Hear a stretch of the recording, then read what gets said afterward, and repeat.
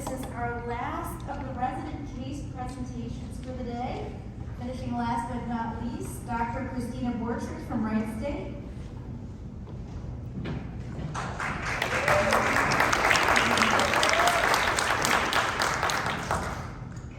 Hello everyone, I'm Christina Borchert, a second-year dermatology resident from Wright State University. As you can see, this is our program at last year's ODA. I'm going to try to keep with the Halloween theme and sneak in a little costume hint during the presentation today.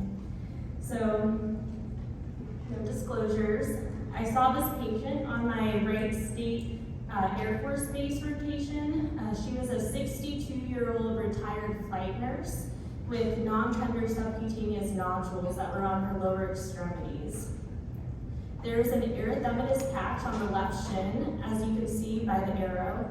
And then she had circled with a pen a couple of the nodules underneath the skin because we couldn't see them with our eye, we could just feel them. So I have those circled, but then on exam we ended up counting around 100 additional subcutaneous nodules, or to be more specific, 101 from her shins up to her thighs.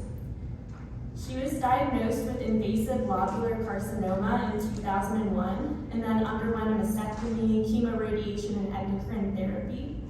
And she was doing really well, but then in 2017 she had peritoneal metastasis.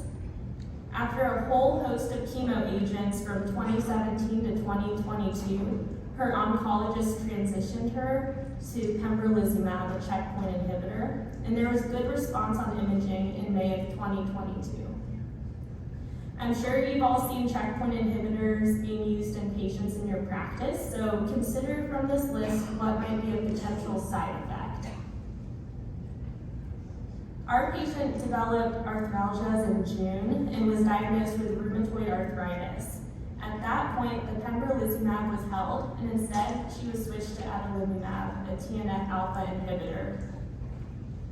She was also diagnosed with hypothyroidism, and in August she was started on levothyroxine to treat this side effect, and the pembrolizumab was restarted. And then in September she had the chief complaint of delayed lumps. So here's a complete medication list. We took into account that both the pembrolizumab as well as her fulvestrant, which she had been on since 2021, as possible inciting agents. We also did a 6-millimeter punch biopsy on the right thigh and then an excisional biopsy on her left thigh. The PAS and GMS stains, bacterial, fungal, AFP cultures, they were all negative. And pancreatic enzymes such as amylase, lipases were also within normal ranges. The T cell, receptor, beta, and gamma gene rearrangements, those were indeterminate by PCR. Here's some results of the punch biopsy. It showed a lobular lymphohistiocytic infiltrate with occasional multinucleated cells. In some areas, there were lymphocytes seen lining up at the periphery of the adipocytes and a patchy fat necrosis. A diagnosis of lobular paniculitis was made, and the excisional biopsy showed the mixed lobular and septal paniculitis, no vasculitis, and it was negative for metastatic carcinoma. So, to answer our question, Hashimoto's thyroiditis, RA, and a bonus diagnosis of lobular paniculitis. So, as the great Michael Scott said, fool me once, strike one, fool me twice, strike three. So 3 side effects and the pembrolizumab is out. So we began prednisone taper and the pembrolizumab was stopped for good, leading to complete resolution of the nodules after 2 months. Now she was maintained on the single agent, the fulvestrant, which before she was on both combined. So what does pembrolizumab do in the body? The T cell has a receptor, PD-1, on it that acts kind of like a mask. And when you have the mask in place, you can't recognize the tumor cell. So what pembrolizumab does is a monoclonal antibody. It targets that PD-1 receptor to remove the mask. And it allows the T cell to recognize and then attack the cancer. So out of the side effects on the medication insert, her RA and thyroid disease were both rarely seen. Arthritis was actually on the insert only reported in 1.5% of patients, and then thyroiditis in 0.6% of patients on this medication. Paniculitis was not even listed as a reported side effect on the insert. And on lit review, only one case of lobular type paniculitis, which is what she had developed, was written up. Other cases I found were described as erythemanidosum-like or septal paniculitis effects of pembrolizumab. And a good clinical pearl to take away from this case is that patients who have adverse drug events and checkpoint inhibitors are found to actually have higher survival rates and a better overall prognosis. This is thought to be due to a bystander effect from the activated T cells. So all was good for about a month, and then she returned to clinic for cheek complaint 2.0. Large 4-centimeter subcutaneous nodules, this time on the left and right gluteal regions. And we were splitters, so we didn't lump all lumps together, and notice that these new ones were symmetrically at the sites of her fulvestrant injections. So fulvestrant is a competitive estrogen receptor antagonist. By blocking the receptor, it stops the growth of tumors that are stimulated by estrogen. What's wild about this medication is that it's a huge volume injected intramuscularly, 5 millimeters into each of the gluteal folds. So that's 10 milliliters that they're having injected every single month. And so anecdotally, it's known to cause pain and nodules amongst patients in these chat rooms and breast cancer support organizations, but not really recognized by the medical community. These fulvestrant lumps make it difficult to move and even sit. And there were handfuls of those that even stopped the medication which was working due to the impact it had on their quality of life.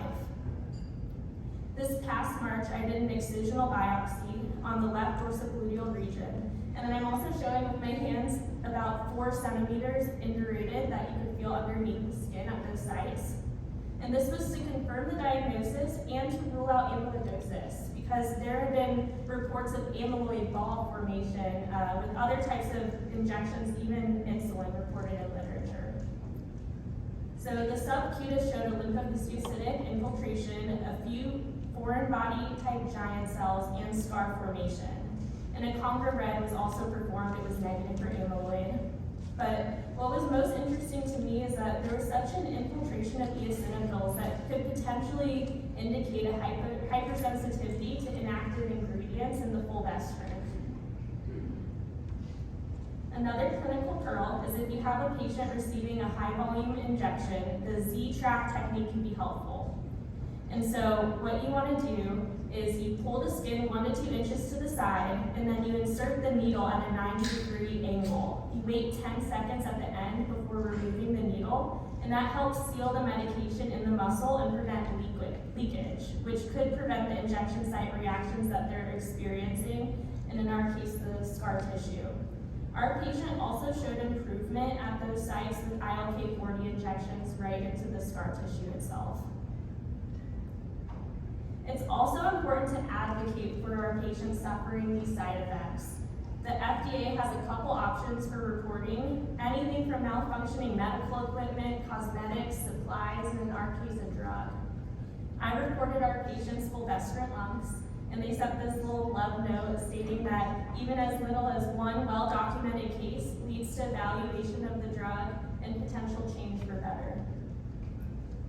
FDA Form 3500 can easily be filled out online or by calling. I also reached out to the manufacturer due to the numerous eosinophils found on the biopsy report and was told that inactive ingredients were alcohol, benzyl alcohol, benzyl benzoate, and castor oil. Future studies could investigate where these inert substances, or was it the fulvestrant itself, that could be causing a hypersensitivity and ultimately scar lump formation. So in conclusion, the nodules from both the pembrolizumab-induced lobular paniculitis and the fulvestrant lumps were novel and never before reported side effects. Knowing how and where we can advocate for our patients is so important, along with working as a team with their oncologists and tailoring the treatment plan. On behalf of our flight nurse and those in the online forums, these patients can have hope knowing that their stories are heard by both the FDA and the ODA. So thank you, and big thank you to Dr. Gululi and Dr. Travers for supporting me with this case, and I hope everyone has a happy Halloween.